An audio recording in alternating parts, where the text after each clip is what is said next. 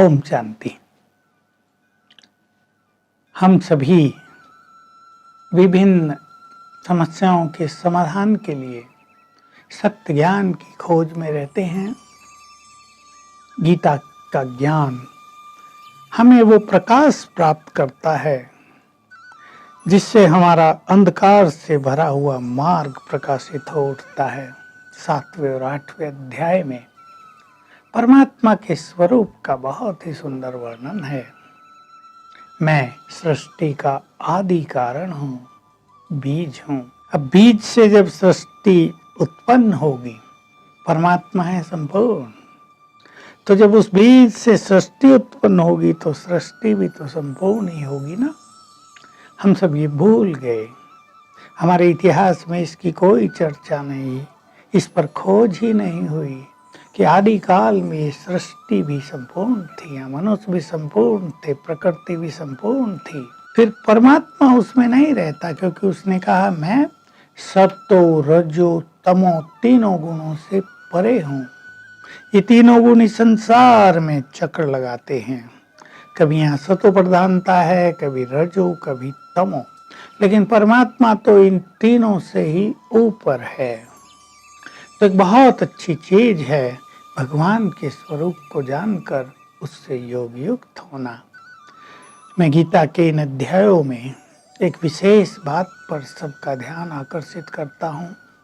संत, मुनि, ऋषि, सन्यासी, भक्त, सबकी एक इच्छा रहती है कि जब हमारा देह छूटे तो एक परमात्मा का ही ध्यान हो, उससे ही हम योग युक्त हों। भक्त कहते हैं उसको ही सामने देखते हुए, उसका स्मरण करते हुए देह छोड़ें।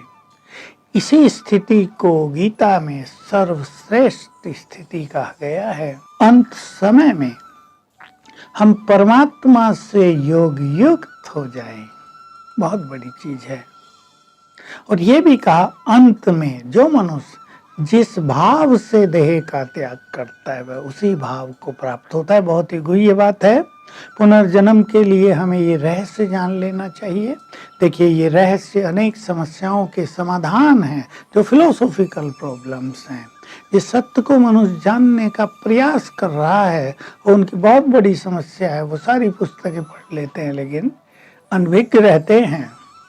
इसका अर्थ है कि अंत में जब मनुष्य देह छोड़ता है, जिस जिस स्थिति में वो मनुष्य आत्मा होती है वही स्थिति उसकी कंटिन्यू होती है अगले जन्म में।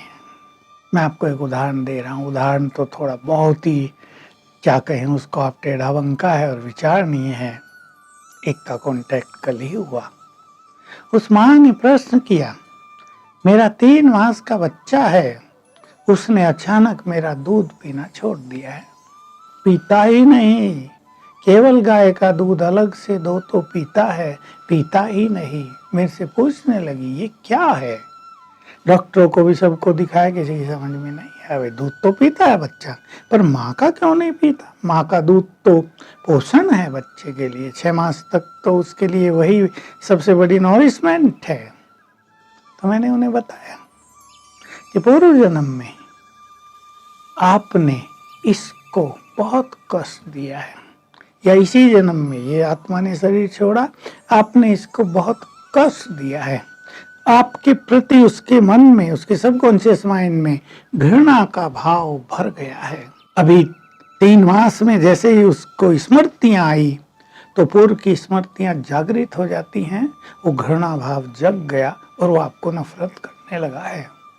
उसने पूछा इसका समाधान क्या है। मैंने इसका समाधान बताया, उससे क्षमा याचना करो, उससे अच्छी बात करो। हम तुम्हें बहुत प्यार करते हैं, तुम हमारी संतान हो, हम तुम्हारी बहुत अच्छी पालना करेंगे, पास्ट को भूल जाओ। ऐसे कई केस हो चुके हैं और बच्चे ठीक हो जाते हैं। ये भी ठीक हो जाएगा, 7 दिन में ठीक हो जाएगा। तो जो जिस जिस भाव से देह का त्याग करता है वो भाव कंटिन्यू रहता है। अनेक समस्याओं का संसार में ये कारण है। बहुत केसेस जैसे आते हैं जिसका कारण लोग नहीं समझ सकते, पर ये कारण होता है। तो हम सभी एक श्रेष्ठ भाव अपने अंदर पैदा करें। गीता का ये संदेश है यहाँ। उसका ज्योति स्वरूप, उसका दिव्य स्वरूप, उसका साधारण स्वरूप नहीं, उसका दिव्य प्रकाश। ये प्रकाश उसका नहीं है, सूरज का प्रकाश, बिजली का प्रकाश, ये उसका नहीं है। उसके प्रकाश के साथ शब्द जोड़ा गया है दिव्य प्रकाश, जो अलौकिक है, जो इस संसार से परे का है। तो हम अपने भावों को ठीक करें। मनुष्य ने एक दूसरे के प्रति जो घृणा भाव पैदा कर लिया है, नफरत भाव पैदा कर लिया है, या हम जो एक दूसरे को सताते हैं और हमें पता नहीं चलता कि इसका रिटर्न भी होगा। हर कर्म का रिटर्न होता है, ये हमें भूलना नहीं चाहिए। देखो अनेक केस ऐसे आ रहे हैं जिसका रिटर्न दिखाई दे रहा प्रैक्टिकल में। तो हम अपनी भाव और भावनाओं को श्रेष्ठ बनाएं। सबके लिए प्यार, अपनापन, शुभ भावनाएं, बहुत मदद करने की इच्छा, सबको सुख देने की भावना अपने चित्त में धारण करें। रही बात वो जो भक्तों की और योगियों की, सन्यासियों की एक समस्या रहती है, हर व्यक्ति सोचता है कि अंत में परमात्मा के स्वरूप में स्थित होकर मैं शरीर छोड़ूं तो मेरी श्रेष्ठ गति होगी, सीधा परम धाम जाएंगे, या अगला जन्म भी होगा तो बहुत सुंदर होगा। ये भक्त लोग, अच्छे अच्छे साधक लोग जानते और मानते हैं। परंतु तुलसीदास ने कह दिया, जन्म जन्म मुनि यतन कराही, अंत नाम सिमरन नहीं पाई। जन्म जन्म मुनियों ने यत्न किया लेकिन अंत में नाम स्मरण नहीं आया। क्यों नहीं आया? सोचने की बात है। जिन्होंने बहुत साधनाएं की, बहुत जप तप किए, वो अंत में क्यों भूल गए? मनुष्य लंबा काल अपने जीवन में जिन संस्कारों को बना लेता है, जिस तरह के कर्म वो करता है, वो कर्म और संस्कार अंत में जागृत हो जाते हैं और सब कुछ भुला देते हैं। इसलिए एक बुद्धिमान साधक को चाहिए वो अच्छे कर्म करे, वो अपने संस्कारों को सुखदायी बनाए, अपनी पवित्रता को बहुत बढ़ाए, ताकि अंत में वो परमात्म स्वरूप में स्थित हो सके। नहीं तो बहुत लोगों को देखा जाता है, अंत में कोई परेशान हो रहा है, कोई मोहवश अपने बच्चों को, पोतरों को याद कर रहा है, किसी ने किसी को कष्ट दिया है बहुत ज्यादा, या उनको किसी ने कष्ट दिया या उन्होंने दिया है, वो सब उनके सामने आ रहे हैं। ये सब होता ही है क्योंकि अंत में मेमोरी क्लीन हो जाती है। ये सबको याद रहे, अंत में मनुष्य की मेमोरी पूरी तरह क्लीन हो जाती है। सब चीजें उसके सामने वैसे ही आने लगती हैं जैसे दर्पण के सामने आने लगता है, और वो मनुष्य योग भ्रष्ट हो जाता है। उसका चिंतन परमात्मा की ओर जाता ही नहीं है, वो उससे विमुख हो जाता है। तो हम बहुत ध्यान दें, हम पुण्य कर्मों में प्रवृत्त हों।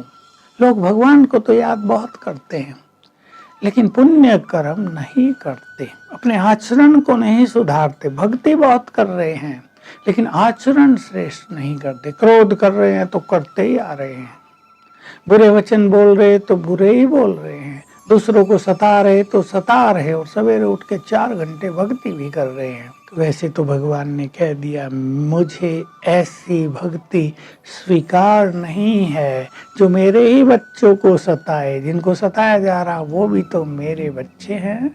तुम भक्त मुझे प्यार करते हो पर मैं अपने उन बच्चों को प्यार करता हूँ। अगर तुम मेरे बच्चों को सताओगे तो मैं तुम्हारे प्यार को स्वीकार नहीं करूँगा। ये बहुत गुह्य रहस्य है। हमने ये सम्मुख सुने हैं भगवान के महावाक्य उनके मुख से। तो हम भक्ति करते, साधना करते, योग लगाते, ध्यान करते, अपने संस्कारों को भी डिवाइन करें, अपने कर्मों को भी श्रेष्ठ बनाएं। हमारा ध्येय बन जाए, हम मधुर वाणी बोले, हम दूसरों को सुख दें, हम सबको प्रेम बांटें, हम दूसरों के कष्ट हरें। तो ये सब पुण्यों का बल अंतिम समय में हमें योग युक्त करेगा, परमात्मा की याद में मग्न करेगा, और तब हमारी जो श्रेष्ठ इच्छाएं हैं वो पूर्ण होंगी। ओम शांति।